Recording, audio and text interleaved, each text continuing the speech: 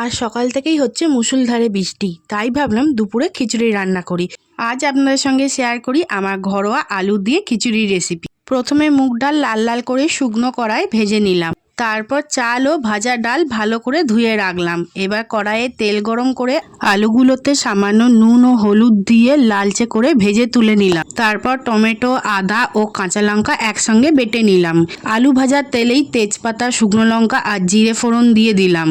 তারপর মশলা বাটাটা দিয়ে একটু কষিয়ে নিয়ে চাল ও ডাল 2-3 মিনিট ভালো করে নেড়ে কষিয়ে নিলাম। এবার হলুদ গুঁড়ো, জিরে গুঁড়ো, পরিমাণ মতো নুন ও সামান্য চিনি দিয়ে গরম জল ঢেলে দিলাম। তারপর ভাজা আলু দিয়ে মাঝারি আঁচে সবকিছু ভালো করে সেদ্ধ হতে দিলাম। চাল ডাল গলে খিচুড়ি ঘন হয়ে এলেই ওপর থেকে 1 চামচ ঘি আর সামান্য গরম মশলা ছড়িয়ে গ্যাস বন্ধ করে দিলাম। খিচুড়ির সঙ্গেই ছিল বেগুন ভাজা, আলু ভাজা, বড়ি ভাজা, মাছ ভাজা আর মুচমুচে পাঁপড় ভাজা। আজ জমজমাট খাওয়া দাওয়া।